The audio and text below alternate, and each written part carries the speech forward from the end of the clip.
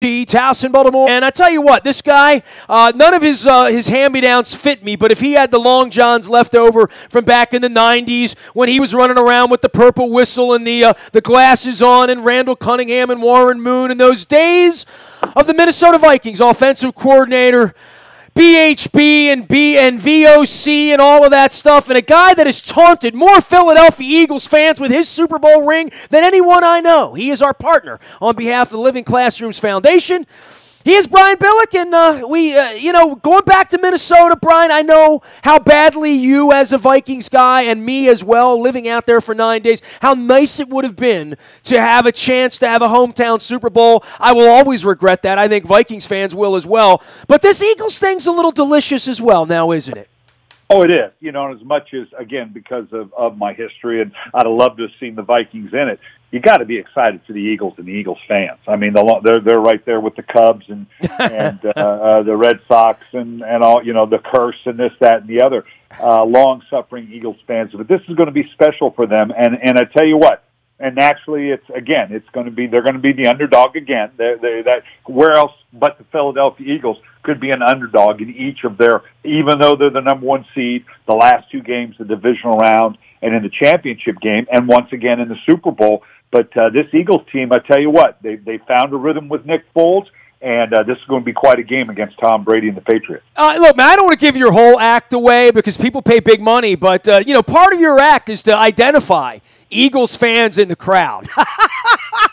And I don't know what you're going to work on if they actually win, man. I mean, you've had so much fun with that routine, over the course of time. Yeah, it has been fun, and they let me do it because they love being that victim, so to speak. And it'll be interesting to be around the Eagles fans because my experience is, because of that history, they're kind of always waiting for the other shoe to drop. Oh, aren't they? Oh, boy, I don't know.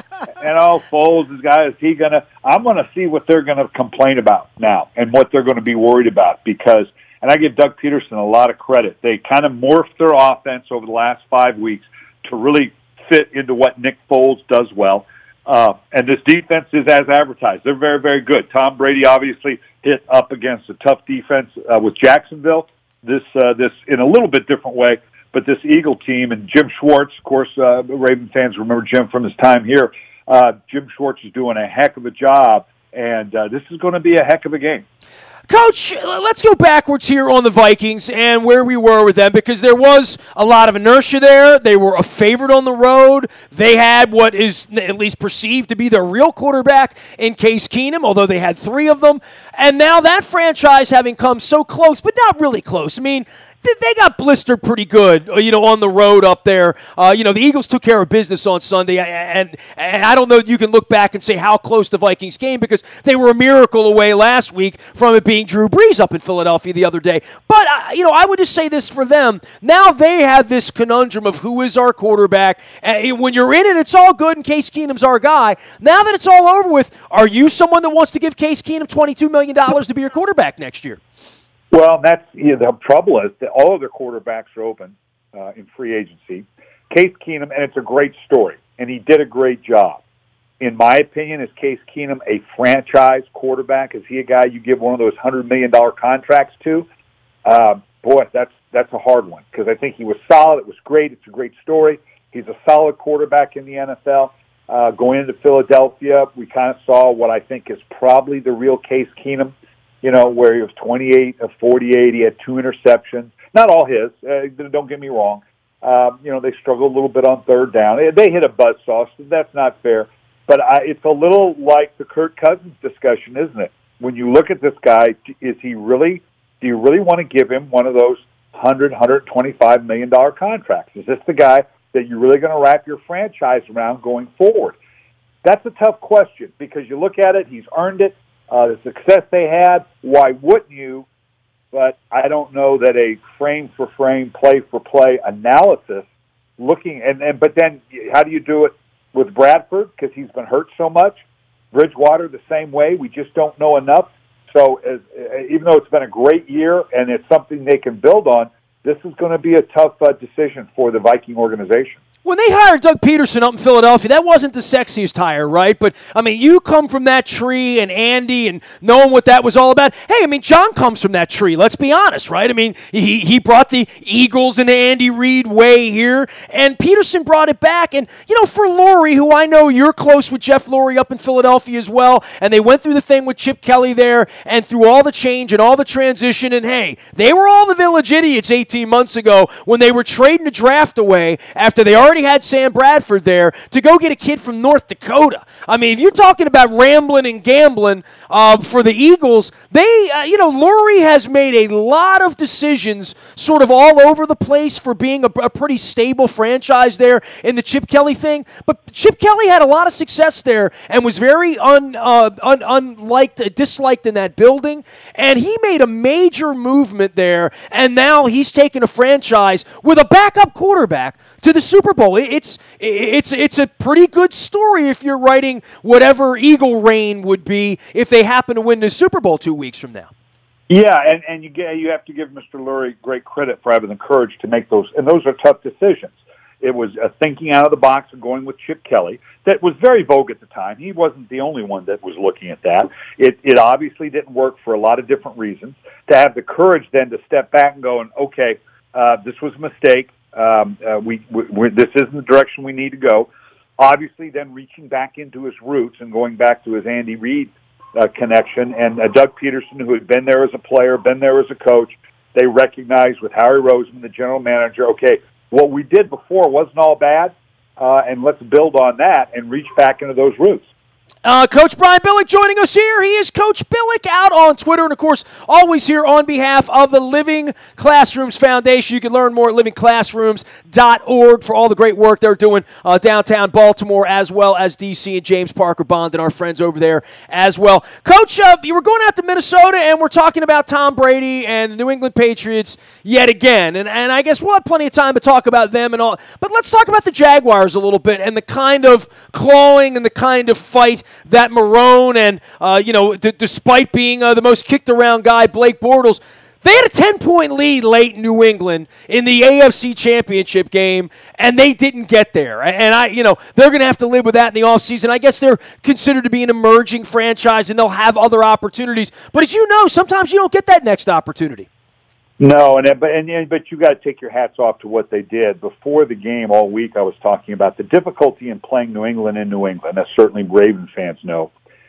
And certainly Jacksonville had been doing the things that you needed to do. They ran the ball well against Pittsburgh.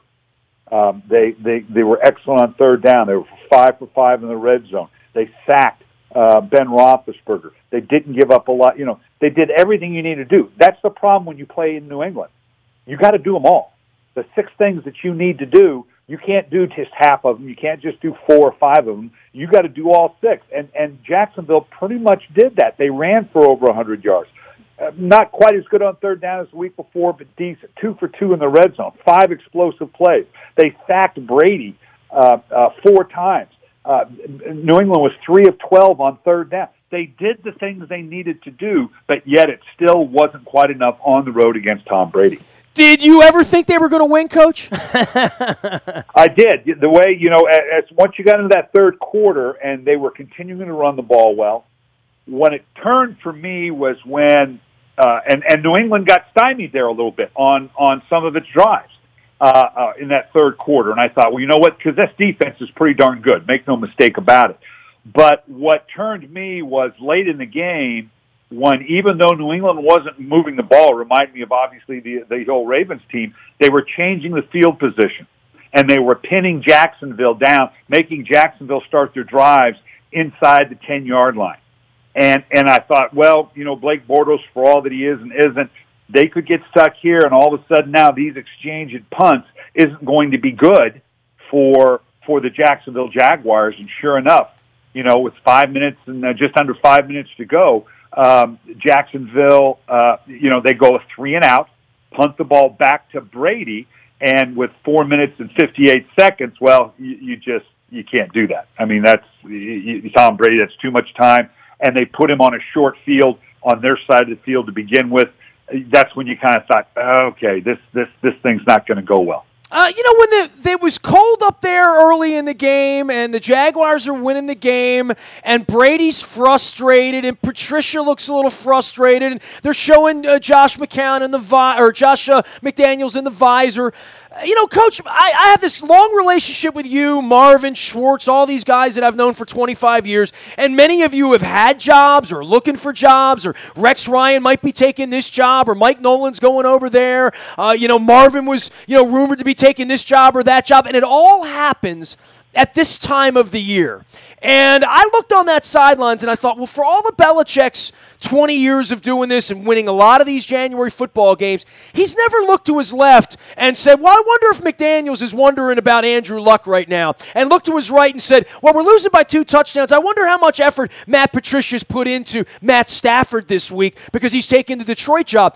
Boy, that's an uncomfortable, weird thing. And I thought when it got quiet in New England and they were losing and they're getting pushed around by the Jaguars, and I'm thinking, well, this is where you start to scratch your head. You don't talk as much about maybe the stitches on Brady's hand as much as this is the first time all of his assistants are going out the back door. As you would always say, I'm not going to let another team bring a truck at my back door and take all my coaches out. Well, that's clearly going to happen in New England here. I was a little worried about that in the second quarter of the game, and I've never had to think about that with Belichick in the past. Well, it is new for them, and if this were a younger any other organization, that might be a valid observation. I would say this, having been in that situation, there's a sole focus there. They're not thinking about the next job, but certainly in New England. And they've been at this long enough. They've been behind the 8 ball enough times. That's the thing that you look at, and any other organization, you think, oh, boy, this isn't going to go well. But you just kind of knew they would keep their focus and work their way out of it. I mean, you go back to last year's Super Bowl. So that experience, and what they did against the Atlanta Falcons, this was nothing. 10 points, this piece of cake. We're not going to panic. And there's something to that institutional experience that New England has, that there's no situation that we can't overcome. Whether they do or not, they're never going to question for a second.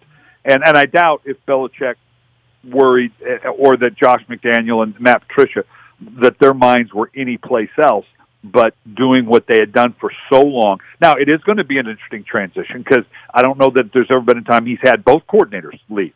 And so there is going, and with a 40 now going to be 41-year-old quarterback. So there is going to be major transition, maybe more so than this unbelievably stable organization. But at the end of the day, as long as there's Belichick and Brady, they're going to be fine. We'll talk more about this next week. We get out to Minnesota, and I know you got a busy week out there, and the disappointment that is really palpable for me of getting out there on Sunday and having it be it's going to be morose, I think, from a Minnesota standpoint, because they've had this party all whipped up and they had a chance to participate. But for the Eagles fans and all the people we know, and I know you live over in the Eastern Shore and you got Eagles fans in your backyard as well, and going out there to sort of slay the giant, some thoughts about the next 2 weeks for Peterson, for Schwartz, for Nick Foles, for that organization, and so many of those people that we're familiar here with, whether it's Torrey Smith and Corey Graham and Donnell Ellerbe and Timmy Jernigan and all of that. There's going to be some Raven excitement, I think, in regard to this and how much we don't like the Patriots. Do you give the Eagles a real chance here over the next 2 weeks to sort of put this thing together and put together the kind of game plan that can beat Tom Brady out in Minnesota next week? Yeah, I do. And keep in mind, even though the team doesn't have a lot of experience with the Super Bowl, and we always talk about dealing with that process, they've got a number of key players, whether it's Doug Peterson, whether it's Jim Schwartz, whether it's Mr. Lurie and Howie Roseman, that have been to a Super Bowl. So they know what that sequencing is like. They're not new to it. Certainly the team will be. And the young players will just follow the leadership of those guys that have been there before and saying, look, trust us, this is how this works. Get all the tickets and the administrative stuff out of the way these next 3-4 days. Take the pats on the back, enjoy yourself. Come back to work on Thursday or Friday or whatever their sequence is, and put that behind you. And then we get up to Minnesota. Look, this is the way we need to conduct ourselves in the meet and this, that, and the other. The good thing, too, is I love Minneapolis. It's going to be a great town, but it's not exactly a town when it's going to be 10 degrees outside where you're going to worry about, well, what are my players doing? What are they running around? They're going to all go ice fishing or something? No.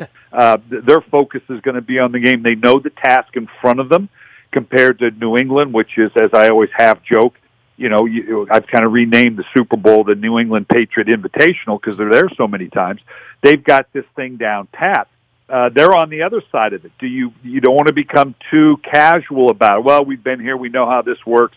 There's a certain tension, emotional tension you want to keep without wearing yourself out during the entire week. So I think it's going to be fascinating. Clearly, it's David versus Goliath. But this Philadelphia team, it's going to be fun. And I want to make sure I get out publicly right now, get all public service announcements, make it real clear, because you're right. I'm surrounded by Eagles fans. I have no ticket. Okay, let's just make that clear. Don't call me, don't text me, don't email me. I can't help you with tickets. Yeah, I haven't had that one yet, but it is early, Coach. Last thing for you, Ravens introduced Wink Martindale last week. I've known Wink for a period of time, and obviously comes from Rex and Rob and some guys that you knew and have worked with as well. Promoting from within, it took a couple of days, and I don't think it's any secret that Chuck Pagano was sort of invited back into the purple lair here and appears to, at least for now, be taking some time off. And Jack Del Rio looks like he's going to go back to work, and I guess that's a personal decision for a lot of different guys. My boy Schwartz took a year off. Now he's going to go coach a Super Bowl this week. But for Wink Martindale to come through this system, I can't argue with this. I mean, he's a very qualified guy, right? Well, and that's been the MO for as long from when I was there to all the way through John. You promote from within. There's a value that comes with it. It's the stability that the players understand how things are going to be rather than that change. Those other hires would have been excellent. This is kind of the Raven way, and it's been very successful. Coach, love you, appreciate you all you do for us here, as well as for the Living Classrooms Foundation. Any advice for me from Minnesota, dude? How long did you live up there? 7, 8 years? How many years were you with the I was 7 years. 7 years. Understand, the kid that grew up in L.A., you need to understand. You can freeze to death. Dude, why do you like it so much? I mean, I love it. It's a great city. They're great people. Just dress warm. You just got to be smart about it. And it's going to be great. It's going to be a great week, I promise you. All right, you come lecture me next week. We'll see you out on Radio Row at the Mall of America. Familiar turf, Billick's second homeland, the winter homeland of Minnesota. Great to have you on, Coach. Take care of yourself. Sounds great. You got it. I will have my flannels, my long johns. I have been warned by Coach as well as all my Minnesota friends up there. I'm trying to prepare Luke for the bone chilling. He's like, I went to college at Syracuse. I'm like, Minnesota a little different.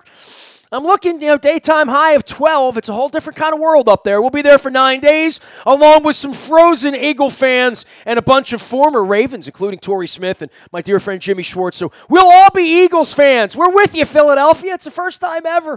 Enjoy it. I'm going to eat cheesesteaks and tasty cakes and drink bad beer and put wit and wit out and all that other stuff going on there. But good luck, Eagles fans. Good luck. I have a feeling you're going to be very disappointed 2 weeks from now, but I hope not on behalf of my friends. Nasty at WNST.net finds me. Facebook, Twitter, LinkedIn, Snapchat, Instagram, streaming live right here on our Facebook Live as well as our YouTube WNSTV channel. And, of course, Dennis is going to be here on Thursday driving you home, getting you ready for the SSV on WNST 3 until 5 on Thursday afternoon. We will put that together for you and get you ready, as I say, for the Pro Bowl as Luke and I are out there. Any breaking news will happen first on the WNST text service. That is all brought to you by Coons Ford of Security Boulevard, the Manny Machado sweepstakes. I got a text from Cleveland this week. People in Cleveland think that Machado's coming to the Indians for Kipnis or something. I don't know. We'll find that out. Last but never least, the Bayou Toyota Audio Vault is there for anything that you miss 24 hours a day. Listen when you want, where you want, how you want, mobile device. It's 2018. It's bigger and better than AM radio, although we still do that very well at AM 1570 as well. Morning newspaper ships to your email inbox at 7 a.m. It's free. It's easy. You sign up one time. You get Purple Rain 2, a chapter a day every day, including Chapter 11 with Torrey Smith, who was one of the big stars on Sunday. And I'm sure we'll talk to Torrey here next week. We'll be chasing him as well as a bunch of the Eagles who were former Ravens, including Corey Graham, Timmy Jernigan, Donnell Ellerbe, Jimmy Schwartz. We got a lot of purple up there with the gang green. So, and they're playing Tom Brady, so you can't root for them, right? We are WNST.net, AM 1570 and WNST Towson, Baltimore, and we never stop talking Baltimore sports.